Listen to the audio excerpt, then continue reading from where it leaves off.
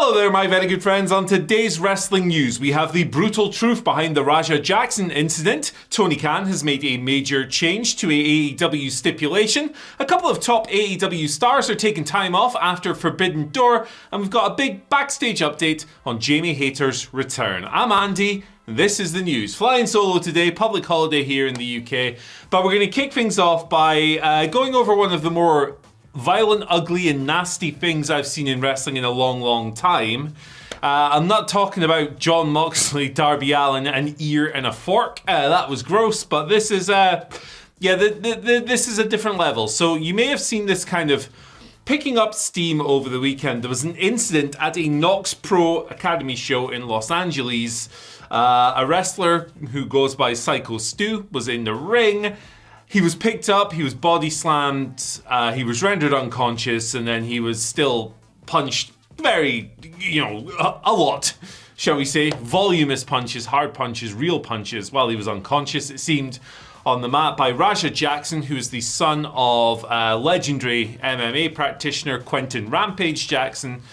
A very ugly incident, the kind of thing that really has no place in pro wrestling, and certainly one of the more shocking things I've seen, in line with things like Mass Transit and Mike Levy. Ugly, ugly, ugly across the board. Knox Pro is a WWE affiliated promotion through the WWE ID scheme, but this isn't a WWE promoted show or anything like that. It's an indie promotion. They just have some ID stuff going on at the same time. Now, when stuff like this breaks out, it obviously gains a lot of traction, but a bunch of things have come out since this video started doing the rounds, and it's a pretty ghastly video, but it's out there if you want to see it. Now, TMZ have a few reports. This stuff broke mainstream media, TMZ, and people like the BBC are reporting on it, for goodness sake. Apparently, according to an insider source, after the incident on Saturday, Psycho Stu was in hospital, where he was described as being fine and recovering. So that's good, at the very least. A source has indicated that the Raja Jackson will never be allowed near Knox Pro again. He will not be allowed anywhere near any of their matches, apparently. And the owners have called this a selfish, irresponsible act of violence. A wrestler who's at Knox Pro, called Douglas Mallow, said that he kind of recounted his experience running into the ring to try and get Raja off of Stu while Stu was on the mat, and completely defenseless at this point, by the way. Noted that even after trying to separate them, Raja tried to go after them as well with a double leg takedown. He said, this is so shocking because they were supposed to do a small spot, and before you know it, he's raining down punches. He called the whole situation tragic and barbaric. Noted that kids were there watching, with their mothers and their fathers, including Douglas's own mother. She was in the crowd. Now, Rampage Jackson, who is Raja's father, issued a statement on this quite quickly on socials, on Twitter. He said that Raja is an MMA fighter, not a pro wrestler, and had no business involved in an event like this. I don't condone my son's actions at all. He said that Raja had been unexpectedly hit in the side of the head by Stu moments before Stu's match. He was told he could get his payback in the ring, but obviously, in Rampage's words, the work went very wrong. So it sounds like there was a belief that there'd be some kind of receipt spot, and that turned, when that kind of things happen, you get your own back in the ring, whatever, right? Do a wrestling spot with some worked punches. Don't drop a guy on his head and then ground and pound him while he's still unconscious. That's criminal, really. Sean Ross Sapp had a report on this. He posted, based on what I've heard, the spot with Raja Jackson at Knox Pro Wrestling was planned. However, Raja Jackson knocked the person out, ring name Psycho Stu, and followed up with heavy punches to Psycho Stu, which were not planned to do that kind of damage. Stu was rushed to the hospital with serious injuries. We are working to find out more, and we have Stu in our thoughts. So TMZ apparently reporting as well that the LAPD are now involved in this incident. They were called to the event, they took a report, and the incident is now being investigated. Now, for an update on Psycho Stu from his brother, this is on Facebook, he's doing okay by the sounds of things, or better than you might have initially thought having seen the incident. Thank you everyone for your prayers, concerns, and kind words for my brother Stu. Please continue to keep him in your prayers. He's currently stable but in critical care. At this time, we're focused on his recovery and appreciate all the support. Also, we currently do not have a GoFundMe set up. Any links posted are not affiliated with us. Nox Pro have also issued a statement on this matter, condemning it in the high. They didn't plan for someone to go rogue and shoot on Psycho Stu. They've condemned it, and rightly so, as they should. So I mean, what really is there to evaluate here? I mean, one of the more appalling things I've seen in terms of stuff that is not actual wrestling playing out in a wrestling ring. It's truly shocking. You don't expect to see this kind of thing in 2025. You go back to decades and decades and you hear of all these incidents like the ones I mentioned earlier in the thing. But when they play out in front of you in the modern age, it's scary stuff. I mean, today as well, where everything is filmed, everything is caught on camera, everything is streamed or shot on a phone and uploaded later on or whatever. Yeah, it's going to do the rounds and it's going to happen. People are going to see this thing and it's going to pick up steam. Now, I am glad that the police are involved in this situation. I'm glad an investigation is underway because this was a crime. You can't assault somebody in the ring. That should kind of go without saying. It's supposed to be a work. It's supposed to be fake. It's supposed to be unplanned. Now, I don't know if Raja Jackson has any degree of training here. I mean, it doesn't sound like he does. If so, I probably wouldn't involve someone like that in a wrestling angle where the goal is for them to get their own back, as Rampage put it. I would probably just forget about that, and I would find a way to make good for the unexpected thing that happened earlier on the show. I'd find a way to make good on that elsewhere, behind the scenes, right? Little apology, little handshake. There is a video of that doing the rounds as well, by the way. I don't think the planning to do this in ring spot with a guy who's at the best barely trained was a good idea, particularly as he's clearly trained in MMA. He is going to be a much more skilled fighter than a layman, than someone who isn't involved in that field. His ground and pound, his punches, his slams, and everything else, they're going to hit a lot harder than the average person would because he's trained to do that. And he's used those skills to inflict a brutal amount of damage on a wrestler. And it's terrible stuff. I've not seen anything so far that exonerates Raja in any way. If that exists, I send it my way. But yeah, it's not there. So for now, best wishes to Psycho Stu. I hope he's recovering well. This was really scary. It's something I hope to never see again. I condemn it in the strongest possible terms. It's not something we ever want to see in a pro wrestling ring, and it's absolutely brutal. So yeah, hope Stu's doing good, or as good as can be in this situation, and I hope that the investigation. I mean, look, there's videos of this stuff, right? It's pretty clear what happened here. I hope the investigation proceeds as it should. And that we never see anything like this in pro wrestling ever again. A really, really ugly day on Saturday for this sport, which is supposed to be a work, and it's supposed to be for our entertainment and fake. People aren't supposed to get knocked unconscious and choking on their own blood and teeth. Brutal stuff. Let's move on now to some far lighter topics, thank goodness. Tony Khan, during the post-AEW Forbidden Door was last night, by the way. Simon Miller will be here later on with ups and downs, as always. But Tony Khan announced during the post-show press conference that there's going to be a big change to one of the company's stipulation. That being the contracts, the Casino Gauntlet contracts that were kind of like Money in the Bank-ish, to where winners would win the match, they'd earn the right to challenge for world title of their choosing. It's not really of their choosing, the women's world title or the AEW world title. But you win the contract, you can cash it in effectively, or what's the exact word they use? Activate or whatever it is. I let me know. I forget these terms because my brain doesn't work properly sometimes. Money in the Bank comparisons abound. That's no more. Tony has announced the following. I want AEW to be different, and I've been listening to the feedback and the voice of the fans, and I think people want the championships in the sport of pro wrestling to have integrity. I don't want to have a big championship match that we are unable to advertise, and I also don't want to necessarily utilize the stipulation here that's being utilized in other places. That's why, going forward, I want to set the tone that from now on, I think the right thing to do is all contract executions, there's that word, should be on at least a week's notice so we can properly promote the matches, so that we can properly give the fans notice and have the integrity of a championship match. There's a lot to unpack in that statement. It's only 3 paragraphs long, but there's a lot in there. So, first of all, he's listened to the criticisms that people have had of this concept, because it is very similar to Money in the Bank.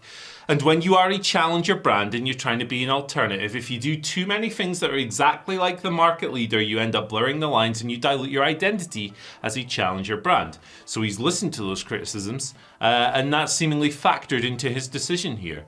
You know, when he speaks about, I want AEW to be different, that's testament to that.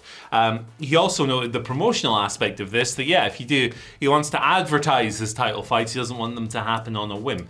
So while Money in the Bank cash-ins in the view of a lot of people can be very good for adding an element of unpredictability to your shows, they also remove the aspect of being able to advertise a big world title fight because they just happen on a whim most of the time. So that's his philosophy. Yours might be different. Hey, we all have different views on wrestling. It's totally fine. And he said the week's notice as well, I think, is pretty healthy, because it removes the possibility of a WWE style cash-in, which I don't think works for AEW. Look, I've long been of the opinion that AEW should always do things that differentiate from WWE, whether that is crazy violent acts that cannot necessarily happen under a PG rating. I mean, the ear stuff last night wasn't quite my tempo, but it exists, and I think AEW should always be able to push boundaries in that regard, because it sets them apart. They should also avoid overused tropes and things like doing a million run-ins. They did have quite a lot of run-ins last night on Forbidden Door for sure. But they should try and differentiate themselves from WWE where possible. Copying the biggest company's homework only makes you seem like a second-rate version of the biggest company, and that does you no good whatsoever. You should seek to build your own audience that likes you for you, not because it is a version of the other thing. And you should build an audience that way, and you should build a fan base that way, because then you have an identity. Then you have something that the audience can look at and go, this is why I like this thing. It's fresh, it's different, it's giving me something that this other company is not. And look, maybe that means that you're never going to get 2 million weekly viewers or whatever. But who cares? AEW is not a company that needs to get that. It doesn't need to overtake WWE to succeed. That's not the goal. Existing, providing an alternative, providing jobs for people, and now, following the new TV, or the current TV, it's not new anymore, following the current TV deal turning a profit, it's a successful company, it's number 2, it's doing well, and it should do more things that differentiate itself from WWE, because otherwise, what's the point? What's the point in being diet WWE and you do everything they do? So, I like this. I think this is a really positive move. Thumbs up from me. Let me know what you think in the comment section below. A couple of top AEW stars are taking time off following Forbidden Door. This is according to Fightful Select. No huge surprises here. Swerve Strickland is one of them. Fightful reported, the last we heard regarding Swerve is that AEW were preparing for the possibility that he could have surgery following Forbidden Door and miss a number of months. I think this was made pretty clear during Forbidden Door itself, when his knee was absolutely destroyed after the match with Kazuchika Okada, and they did play into that during the match as well. Swerve had said that he's been wrestling with some kind of injury. I can't remember exactly what it was. A labrum? Something like that? Is that not on your show? I don't know. No knowledge of anatomy. But he's been wrestling hurt since 2019, 6 years. And it sounds like he's going to be taking that time off for the surgery if the angle is anything to go by. Fightful also had a note on Kenny Omega saying, we haven't heard if Kenny Omega is back regularly, but as of All In, he was expected to take a bit of a time off. Don't know what will be next for Kenny in terms of his schedule and so forth, but we know that Ospreay is seemingly taking a bit of time off now as well. after the revelation that he almost certainly needs neck surgery, which will put him on the table for a long, long time. I'm not going to waffle too much on this stuff because we will have a separate video about this either tonight or tomorrow. But look, it sucks that so many of AEW's top babyfaces are in this position, and it does hurt the company. Look, Omega, Ospreay, Strickland, it's like alongside Hangman, that's your 4 biggest baby faces in the company, right? At least Hangman's still healthy. But this does, in my view, create a real opportunity for other wrestlers on the card. That's what I'm going to talk about in a separate video either tonight or tomorrow. So best wishes to all the injured parties and everyone, like Kenny Omega, who now needs to manage his schedule due to his accumulation of injuries over the years. It's a brutal business. It takes a toll. It enacts a heavy toll on its practitioners, pro wrestling. It's always going to be that way. And we hope that these wrestlers take the time to heal up fully, because the comebacks are going to be awesome. Especially in the case of Ospreay, who sounds like he's going to be out the longest. His comeback's going to be absolutely mega if we don't see him for like a year or so. So best wishes to all these wrestlers. Heal up and get ready. Okay, Jamie Hayter. Speaking of people who have healed up and gotten ready, she's had a stop-start couple of years. Very serious injury kept her out for a year, up until All In last year, when she made a big return, albeit on the pre-show, which was a bit harsh. But last night, she made a proper return on the actual Forbidden Door card.